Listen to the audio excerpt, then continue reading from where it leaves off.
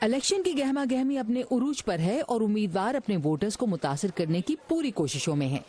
پہلی مرتبہ اس علاقے کے لوگ اپنے نمائندے صوبائی اسمبلی میں بھیجیں گے۔ ہفتے کو ہونے والا الیکشن اس علاقے کو صوبہ خیبر پختونخوا میں مکمل ضم کرنے کی کوشش کا حصہ ہے۔ افغانستان کی سرحد سے متصل فاٹا کا علاقہ اس وقت کے سوویت یونین کی افغانستان میں در اندازی کے بعد پچھلے 40 سالوں سے جنگجوؤں کی کارروائیوں کا مرکز رہا ہے۔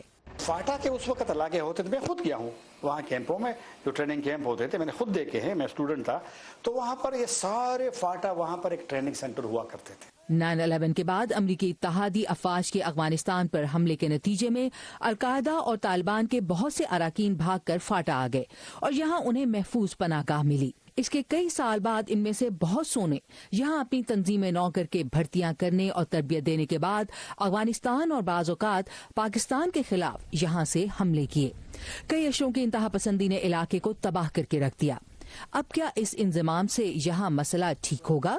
ماہرین کی رائے میں اس کا انحصار حکومت پر ہوگا۔ جو ڈی ریکلائزیشن کا وہ جو لوگ شدت پسندی میں چلے گئے تھے، ان کو لوگوں نے، کچھ لوگ تو چھوٹے موٹے تو بنا دیے ملاکنڈ میں اور وہاں پر ٹانک وغیرہ میں ادارے کی، جس میں 100 لوگ 200 لوگ ایسا باہر سے آیا یا کسی پاکستانی نے دیا، آپ نے تو ان کو بٹایا، ان کو ڈی ریڈیکلائز آپ نے کیا، لیکن ایک کمپین آپ لوگوں نے نہیں چلائی۔ میں سمجھتا ہوں کہ اس طرح شدت پسندی تو امکان نہیں ہے دوبارہ، لیکن کچھ مزید کام کی ضرورت ہے۔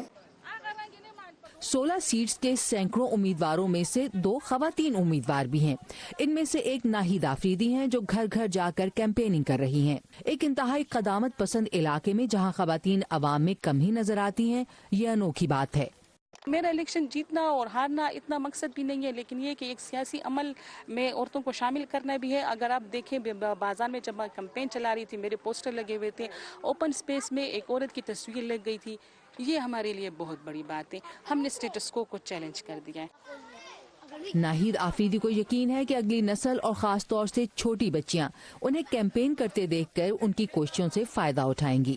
عائشہ تنظیم کے ساتھ عائشہ خالد، وائس آف امریکہ۔